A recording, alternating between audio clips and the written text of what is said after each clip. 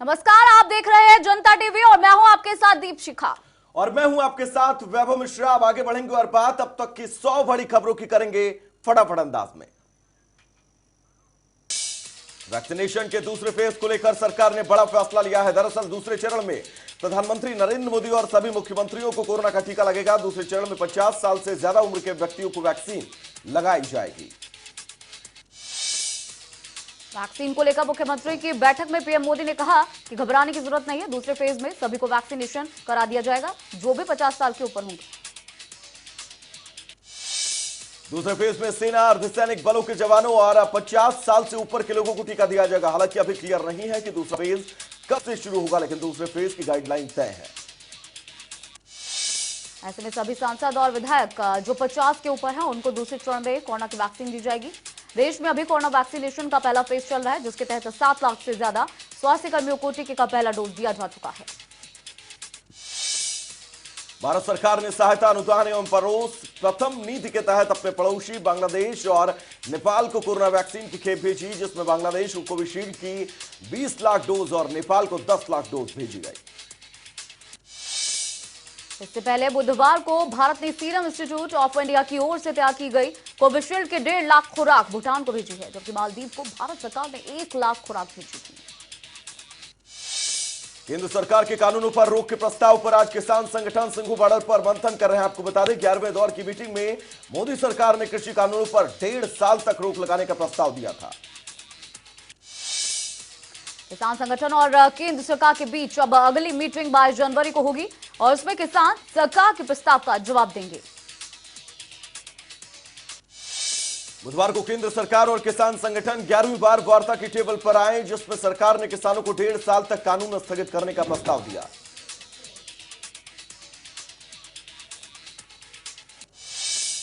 Online पर किसान नेता राकेश टिकैत ने जनता टीवी से खास बातचीत के दौरान कहा कि अब सरकार बातचीत की लाइन पर आ चुकी है, अब जल्द समाधान निकलने की उम्मीद है। जितना सरकार देरी करेगी, आंदोलन उतना खींचेगा।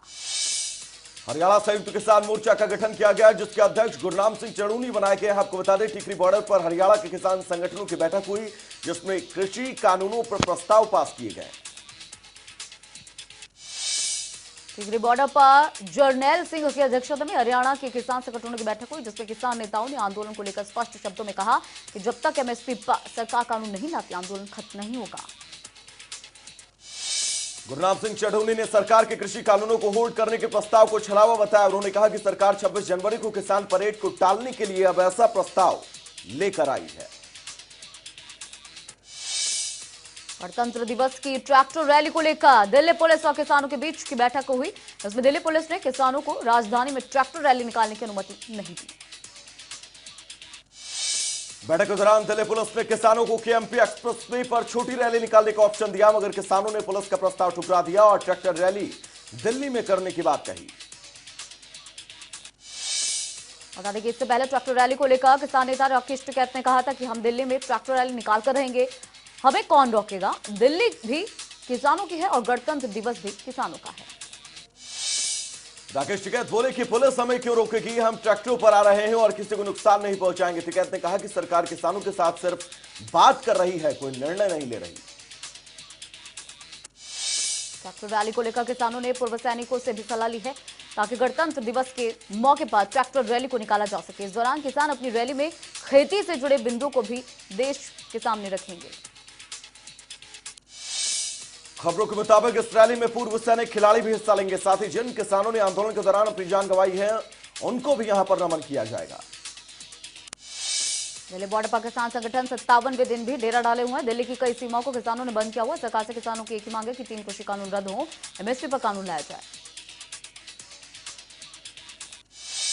किसानों के आंदोलन में शामिल होने के लिए महम के वल्लभ गांव से किसान 90 साल पुरानी बैलगाड़ी लेकर बहादुरगढ़ पहुंचा। किसान धूप सिंह ने कहा कि सरकार को बताने आया हूं कि आंदोलन में असली किसान प्रदर्शन कर रहे हैं।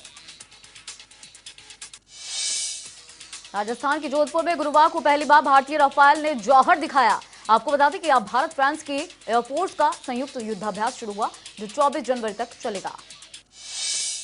संयुक्त युद्धाभ्यास के शुरुआत में सबसे पहले दोनों देशों के राफेल जेट ने उड़ान भरी। इसके बाद सुखोई और मिराज भी आसमान में दम भरते दिखाई दिए। आसमान में पहुंचते ही भारत फ्रांस की टीम्स अलग अलग फॉर्मेशन में आ गए। दोनों टीम में से एक का हमलावर तो दूसरी रक्षात्मक भूमिका में रही। आपको बता दें कि युद्धाभ्यास जोधपुर से पाकिस्तान की सीमा के बीच चलेगा। दोनों देशों के राफेल फाइटर समेत अन्य विमान बुधवार को ही जोधपुर पहुंच गए थे। पहले दिन दोनों टीमों ने एक दूसरे से इंट्रोडक्शन लिया। इसके बाद देर रात तक वॉर रूम में युद्धाभ्यास की रणनीति तैयार की गई। भारतीय सेना के अध्यक्ष जनरल मनोज मुकुंद नरवणे ने गुरुवार को कहा कि साल 2020 दो चुनौतियों के साथ अलग साल रहा। उन्होंने कहा कि एक तरफ कोरोना महामारी थी तो दूसरी तरफ उत्तरी सीमा पर विवाद रहा। सेनाध्यक्ष ने कहा कि रक्षा में आत्मनिर्भरता एक रणनीति आवश्यक बनती है। साथ ही उन्होंने कहा कि हमारे विरोधियों की तरफ से किए जा रहे रक्षा आधुनिकीकरण की गति को ध्यान में रखते हुए हम थोड़ा पीछे रह गए हैं। संसद भवन परिसर की पहचान बन चुके राष्ट्रपिता महात्मा गांधी जी की मूर्ति की जगह अब बदल दी गई है। संसद के गेट नंबर 1 के पास लगी गांधी मूर्ति को अब गेट नंबर 3 के पास शिफ्ट किया गया है। दरअसल नए संसद भवन का निर्माण कार्य तेजी से चल रहा है। इसको लेकर बापू की प्रतिमा को अस्थायी तौर पर उसकी जगह बदली गई है। सूत्रों के मुताबिक जब नई संसद बन जाएगी तो उसे उसके सही स्थान पर शिफ्ट किया जाएगा। बीजेपी के राष्ट्रीय अध्यक्ष जेपी नड्डा लखनऊ के 2 दिवसीय दौरे पर हैं, जहां वो संगठन और सरकार के कार्यों पर चर्चा करेंगे। बीजेपी सांसद गौतम गंभीर ने राम मंदिर निर्माण के लिए 1 करोड़ रुपए दान दिए हैं। पूर्वी दिल्ली के सांसद और पूर्व क्रिकेटर गौतम गंभीर ने कहा कि एक पुराना मुद्दा खत्म हुआ है, इससे एकता और शांति का मार्ग प्रशस्त होगा। दिल्ली के कालकाजी स्थित एक ज्वेलरी शॉप से करोड़ों रुपए के गहने चोरी का मामला पुलिस ने सुलझा लिया है। पुलिस ने एक आरोपी को गिरफ्तार किया है, जिसके पास से 13 करोड़ रुपए के 25 किलो सोने के गहने बरामद हुए। पुलिस ने 24 घंटे में केस को सुलझाते हुए आरोपी मोहम्मद शेख नूर को गिरफ्तार किया, जिसने पीपीई किट पहनकर चोरी की वारदात को अंजाम दिया, जिसकी तस्वीर सीसीटीवी में कैद हुई। अमेरिका में जो बाइडेन युग की शुरुआत होते ही भारतीय शेयर बाजार में गुरुवार को ऐतिहासिक उछाल देखने को मिला। बॉम्बे स्टॉक एक्सचेंज के सेंसेक्स ने पहली बार 50,000 का आंकड़ा पार कर लिया। जम्मू कश्मीर में ठंड का सितम जारी है। श्रीनगर में पारा 6 डिग्री से भी कम होने से लोगों को परेशानियां हो रही हैं। वहीं मौसम विभाग ने 22 जनवरी से फिर से कश्मीर घाटी में बर्फबारी का अलर्ट जारी किया है। यूपी के सीएम योगी आदित्यनाथ ने प्रदेश में सड़क सुरक्षा माह का शुभारंभ किया है। सड़क सुरक्षा और सड़क दुर्घटना में होने वाली जनहानि को रोकने के लिए अगले 20 फरवरी तक यह अभियान पूरे प्रदेश में चलाया जाएगा। योगी आदित्यनाथ ने सड़क सुरक्षा अभियान को लेकर परिवहन विभाग और गृह विभाग के अधिकारियों का धन्यवाद किया। योगी ने कहा, ऐसे अभियान चलाकर हम कई परिवारों को उजड़ने से बचा सकते हैं। तो योगी सरकार किसानों को साधने के लिए इस बार गणतंत्र दिवस पर कृषि से जुड़ी हुई झांकी निकालेगी। यूपी में गणतंत्र दिवस परेड के दौरान कृषि विभाग के कामों को भी दर्शाया जाएगा। भोपाल के सीहोर लोकसभा क्षेत्र की सांसद प्रज्ञा ठाकुर अयोध्या पहुंची, जहां उन्होंने हनुमानगढ़ी और राम जन्मभूमि के दर्शन कर पूजा अर्चना की। प्रज्ञा ठाकुर ने राम मंदिर निर्माण को लेकर पीएम मोदी का धन्यवाद किया। वहीं सांसद प्रज्ञा ठाकुर ने कहा कि जहां जहां पर भी बेधर्मियों ने हमारे धर्मस्थलों पर हमला किया है, उनका पुनर्निर्माण होना चाहिए। अयोध्या में मंदिर निर्माण को लेकर फर्रुखाबाद शहर में भव्य जन जागरण यात्रा निकाली गई, जिससे पूरा नगर भगवा रंग बिरंगा दिखा। वहीं जन जागरण यात्रा में रामलला हम आएंगे, मंदिर भव्य बनाएंगे नारे लगाए गए। लखनऊ से गाजीपुर के बीच 9 जनपदों से गुजरने वाली पूर्वांचल एक्सप्रेस वे के निर्माण कार्यों का एसीएस अवनीश अवस्थी ने दौरा किया। इस दौरान उनके साथ कई अधिकारी और निर्माण कंपनीज के प्रतिनिधि भी मौजूद रहे। भारतीय क्रिकेटर शिखर धवन ने वाराणसी में बाबा काशी विश्वनाथ और बाबा काल भैरव मंदिर में पूजा की। वहीं होटल में शिखर धवन ओमकारा गीत पर झूमते नजर आए, जिसका वीडियो सोशल मीडिया पर उन्होंने डाला। कानपुर में आगामी पंचायत चुनाव को देखते हुए बिकरू ग्राम में प्रशासन ने अपनी तैयारियां पूरी कर ली हैं। बिकरू गांव में पंचायत चुनाव को लेकर पुलिस पेट्रोलिंग के साथ पूरे गांव में सीसीटीवी लगाई गई। सीतापुर में बीएलओ को सरैया माफी इलाके के दबंगों ने मतदान सूची में नाम बढ़ाने को लेकर जान से मारने की धमकी दी, जिसके बाद बीएलओ ने इस घटना की जानकारी बिस्वा के एसडीएम को दी है। फर्रुखाबाद में बिरिया ग्राम के प्रधान के पति ने आवास दिलाने के नाम पर महिला से 3,50,000 रुपए लेकर उसके साथ धोखा किया, जिसके बाद से महिला ने पुलिस अधीक्षक को शिकायत कर न्याय की गुहार लगाई है। यूपी बिहार बॉर्डर पर देवरिया जनपद की बनकटा पुलिस ने कार्रवाई करते हुए एक वैन से करीब 11 लाख की अवैध शराब बरामद की। साथ ही पुलिस ने 2 युवकों को गिरफ्तार किया जो हरियाणा के बताए जा रहे हैं। बांदा में युवक ने जहर खाकर आत्महत्या करने की कोशिश की, जिसे गंभीर हालत में अस्पताल में भर्ती कराया गया। तो वहीं परिजनों का आरोप है कि युवक को एक केस में चौकी प्रभारी की ओर से बार-बार परेशान किया जा रहा था, जिसके चलते उसने ये कदम उठाया। फर्रुखाबाद में व्यापारी के घर हुई चोरी की घटना को पुलिस ने सुलझा लिया है। पुलिस ने चोरी के मामले में 3 शातिर चोरों को गिरफ्तार किया और उनसे अब पूछताछ की जा रही है। चंडीगढ़ के हरियाणा निवास भवन में सीएम विंडो को लेकर समीक्षा बैठक की गई। इसमें आईएएस राकेश गुप्ता और सीएम के ओएसडी भूपेश्वर दयाल बैठक में शामिल हुए और चर्चा की गई। बैठक के बाद ओएसडी भूपेश्वर दयाल ने बताया कि मुख्यमंत्री के निर्देश पर ही बैठक आयोजित की गई, जिसमें CM window, social media tracker और हरपत ऐप को लेकर चर्चा हुई। सीएम विंडो की बैठक में कुछ अधिकारियों पर एफआईआर दर्ज करने के निर्देश भी दिए गए। भूपेश्वर दयाल ने बताया कि 88 लाख रुपए के गबन के मामले में सेक्शन ऑफिसर परमजीत के खिलाफ एफआईआर की गई है, जो झज्जर का मामला है। सीएम विंडो पर शिकायत करने के बाद शिकायत की जांच आरोपित अधिकारी को ही देने के मामले पर सॉफ्टवेयर डेवलपमेंट किया गया है, जिसके जरिए आने वाले 15 दिनों के बाद यह समस्या पूरे तरीके से खत्म हो जाएगी। हरियाणा में कोरोना वैक्सीनेशन का आंकड़ा लगातार जारी है और आपको बता दें कि यहाँ चौथे दिन 1583 लोगों को वैक्सीन की पहली डोज दी गई। वहीं आपको यह भी बता दें कि पिछले 4 दिन में 30,225 लोगों को कोरोना के टीके लग चुके हैं। चंडीगढ़ में सहकारिता मंत्री बनवारी लाल ने हैफेड और डेयरी फैट के कई प्रोडक्ट्स लॉन्च किए, जिसके बाद उन्होंने जनता टीवी से खास बातचीत में कहा, सहकारिता विभाग के जरिए देश को आत्मनिर्भर बनाया जा सकता है। बनवारी लाल ने कहा कि सहकारिता विभाग किसानों से जुड़ा हुआ है, किसान पशुपालन के जरिए अपनी आमदनी बढ़ा सकता है। उन्होंने कहा कि विभाग ने वीटा का हल्दी मिल्क लॉन्च किया है, जो इम्यूनिटी बढ़ाने में मदद करेगा। इन्हीं नेता अभय सिंह चौटाला तीनों कृषि कानूनों के विरोध में ट्रैक्टर रैली निकाल रहे हैं। इसी के तहत अभय चौटाला बुधवार देर शाम बाड्रा कस्बे पहुंचे, जहां उन्होंने किसानों को संबोधित किया। किसानों को संबोधित करते हुए अभय सिंह चौटाला ने कहा कि अब कृषि कानूनों को वापस करने के लिए केंद्र के खिलाफ आपात की लड़ाई लड़नी है। वो खुद किसानों के हकों के लिए लगातार किसानों के साथ खड़े हैं।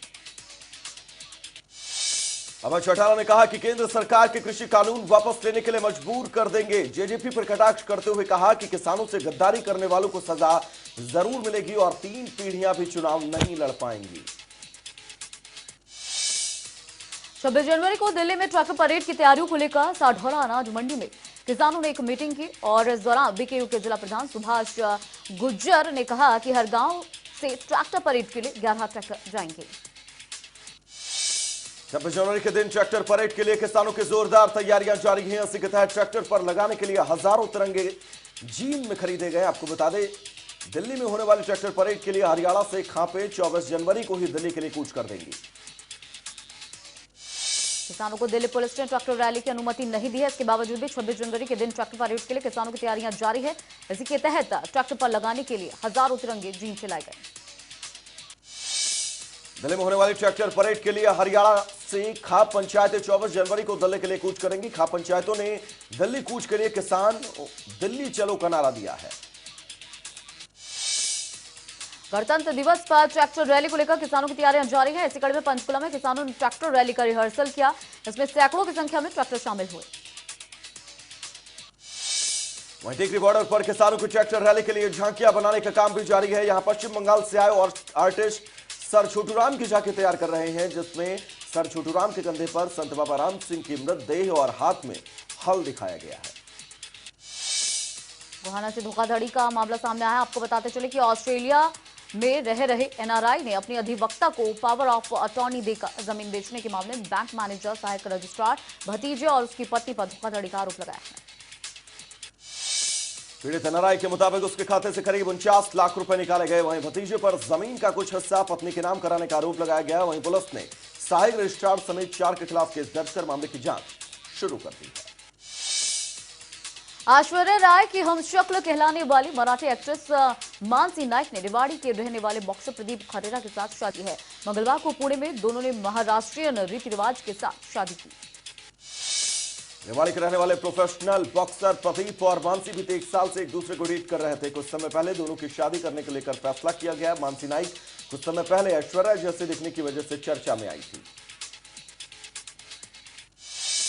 गुरुग्राम पुलिस ने गैंगस्टर तोता के 6 गुर्गों को गिरफ्तार किया है, जिन पर 60 से ज्यादा आपराधिक मामले दर्ज है। क्राइम ब्रांच ने इन बदमाशों के पास से 2 पिस्टल, देसी कट्टा के साथ कई जिंदा कारतूस भी बरामद की है। हिमाचल प्रदेश में आगामी 25 जनवरी को पूर्ण राज्यत्व दिवस के रूप में स्वर्ण जयंती समारोह मनाया जाएगा। वहीं स्वर्ण जयंती समारोह की तैयारियों का जायजा लेने खुद सीएम जयराम ठाकुर रिज मैदान पहुंचे। वहीं सीएम जयराम ठाकुर ने इस मौके पर कहा कि समारोह में मुख्य अतिथि के तौर पर देश के गृह मंत्री अमित शाह शिरकत करेंगे, तो गृह मंत्री के अलावा राज्यसभा सांसद और बीजेपी के राष्ट्रीय अध्यक्ष जेपी नड्डा भी विशेष रूप से मौजूद रहेंगे। हिमाचल प्रदेश में पंचायती राज संस्थाओं के तीसरे और आखिरी चरण के चुनाव के लिए शाम 4 बजे तक 68.30% वोटिंग हुई है। हिमाचल में पंचायती राज चुनाव के लिए मंगलवार को दूसरे चरण की वोटिंग हुई। इसमें 80% मतदान दर्ज किया गया। दूसरे चरण में कुल 12,49,123 लोगों ने वोट किया। नालागढ़ रोपड़ NH 105 पर भीषण सड़क हादसा हुआ है, जिसमें 2 लोगों की मौत जबकि 4 लोग गंभीर रूप से घायल बताए जा रहे हैं। आपको बता दें, हादसे में पीड़ित लोग हरियाणा से मनाली घूमने निकले थे। हिमाचल में कोरोना से लोगों को राहत मिल रही है, क्योंकि प्रदेश में अब 5% ही कोरोना के मामले रह चुके हैं। ग्राफ के लगातार गिरावट के बाद अब लोग वैक्सीन लगाने से परहेज कर रहे हैं।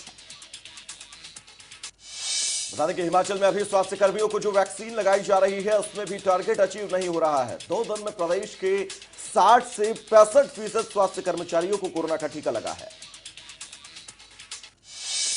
स्वास्थ्य विभाग से मिली जानकारी के मुताबिक आपको बता दें कि प्रदेश के अंदर 98% रिकवरी रेट पहुंच चुका है। अब ऐसे में मृत्यु दर में भी काफी कमी आई है। पहले जहां मृत्यु दर 2% तक चला गया था, तो वहीं अब ये मृत्यु दर 0.2% रह गया है। विश्व में कोरोना के मामले 9 करोड़ 73 लाख को पार कर चुके हैं। 20,83,000 से ज्यादा की मौत, 6 करोड़ 98 लाख से ज्यादा ठीक हुए हैं। वहीं विश्व भर में सबसे ज्यादा कोरोना के मरीज अमेरिका में, यहां 2 करोड़ 49 लाख से ज्यादा लोग संक्रमित हो चुके हैं। 4,15,000 से ज्यादा मरीजों की मौत हुई। 1 करोड़ 49,68,000 से ज्यादा मरीज ठीक हुए। देश में कोरोना के 15,270 नए केस आए, जबकि 20,000 से ज्यादा ठीक। 24 घंटे में 151 लोगों की मौत हुई। भारत में कोरोना संक्रमितों की संख्या 1 करोड़ 6,11,000 को पार कर चुके हैं। 1 करोड़ 2,65,000 से ज्यादा मरीज ठीक हुए। 1,52,900 से ज्यादा लोगों की मौत हुई। महाराष्ट्र में आंकड़ा 19,97,000 को पार कर चुका है। 50,580 से ज्यादा की मौत, 18,99,000 से ज्यादा ठीक हुए हैं। दिल्ली में 228 नए संक्रमित मामले सामने आए। इसके बाद से कुल आंकड़ा 6,33,000 को पार कर चुका है। 2,147 से ज्यादा मरीजों का इलाज जारी है। उत्तर प्रदेश में आंकड़ा 5,97,000 को पार कर चुका है। 8,172 से ज्यादा की मौत, 8,584 से ज्यादा केस अभी एक्टिव है। हिमाचल में यह आंकड़ा 57,000 से ज्यादा हो चुका है। 55,530 से ज्यादा मरीज ठीक हुए हैं। 955 लोगों की मौत हुई है। 575 से ज्यादा मरीजों का इलाज जारी है। हरियाणा में संख्या 2,66,000 को पार कर चुके हैं। 2,61,000 से ज्यादा ठीक, 1,730 से ज्यादा का इलाज जारी है। विश्व की सबसे बड़ी महाशक्ति अमेरिका में बाइडेन युग की शुरुआत हुई। बुधवार को जो बाइडेन ने अमेरिका के 46वें राष्ट्रपति के रूप में शपथ ली। इस मौके पर वहां मौजूद राष्ट्रपति जो बाइडेन की पत्नी भावुक नजर आई।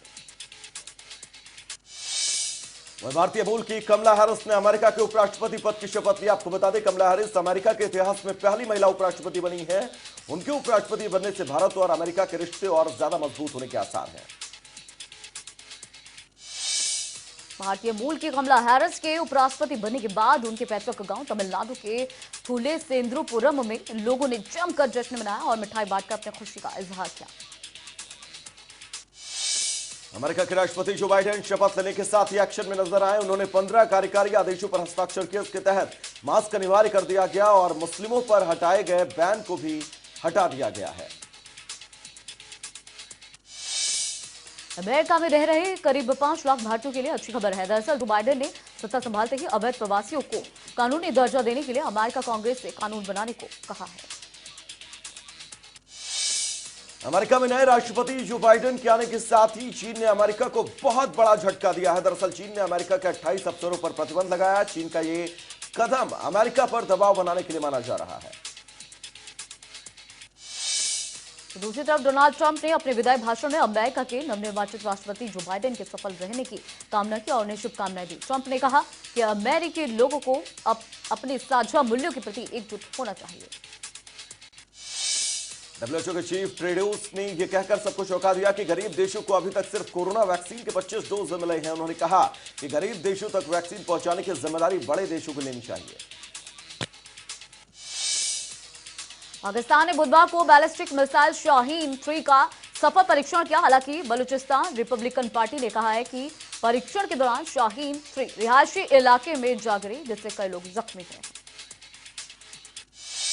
इराक की राजधानी बगदाद में एक साथ 2 आत्मघाती बम धमाके हुए, जिसमें 6 लोगों की मौत हुई, वहीं 25 लोगों के घायल होने की खबर है। स्पेन की राजधानी मैड्रिड के एक रिहायशी इमारत में गैस रिसाव होने के चलते विस्फोट हो गया, जिसमें करीब 4 लोगों की मौत हो गई, जबकि 8 लोग घायल हुए हैं। आपको बता दें कि शहर के मेयर ने इस बारे में तमाम जानकारी दी। ऑस्ट्रेलिया को उसके ही घर में मात देने के बाद भारतीय cricket team border Gavaskar trophy के साथ भारत लौट आई है। स्वदेश में एयरपोर्ट पर ही भारतीय क्रिकेटरों का भव्य स्वागत हुआ। गाबा टेस्ट के हीरो ऋषभ पंत का दिल्ली में तो स्वागत किया गया, और वहीं रोहित शर्मा, अजिंक्य रहाणे, पृथ्वी शॉ और कोच रवि शास्त्री का मुंबई एयरपोर्ट पर वेलकम किया गया। भारतीय क्रिकेट टीम 3 महीने के लंबे ऑस्ट्रेलिया दौरे के बाद अपने घर वापस लौटी। यह दौरा भारतीय टीम के लिए किसी अग्नि परीक्षा से कम नहीं था। बिना विराट कोहली और कई सीनियर खिलाड़ियों की गैर मौजूदगी में टीम इंडिया ने ऑस्ट्रेलिया को उसके घर में मात दी। ऑस्ट्रेलियाई दौरे का अंत होते ही टीम इंडिया अब अपने अगले मिशन पर जुट गई है। दरअसल 5 फरवरी से इंग्लैंड के खिलाफ शुरू हो रही लंबी घरेलू सीरीज का आगाज हो रहा है, जिसकी शुरुआत 4 मैचेस की टेस्ट सीरीज से होगी। इंग्लैंड के खिलाफ टेस्ट सीरीज शुरू होने से पहले ही भारतीय टीम को बड़ा झटका लगा है। दरअसल team star all-rounder Ravindra Jadeja चोटिल होने के चलते पूरी टेस्ट सीरीज से बाहर हो गए हैं। आईपीएल फ्रेंचाइजी राजस्थान रॉयल्स ने 14वें सीजन के लिए टीम के बड़े बदलाव किए हैं। आपको बता दें कि फ्रेंचाइजी ने स्टीव स्मिथ को बाहर करते हुए उनकी जगह संजू सैमसन को टीम का नया कप्तान बनाया है। सुप्रीम कोर्ट ने एक याचिका पर सुनवाई करते हुए मिर्जापुर वेब सीरीज के निर्माता और अमेजॉन प्राइम वीडियो को नोटिस जारी कर जवाब मांगा है। दायर याचिका में कहा गया है कि वेब सीरीज में यूपी के मिर्जापुर जिले की गलत छवि दिखाई जा रही है। बॉलीवुड के भाईजान सलमान खान ने अपने बॉडीगार्ड शेरा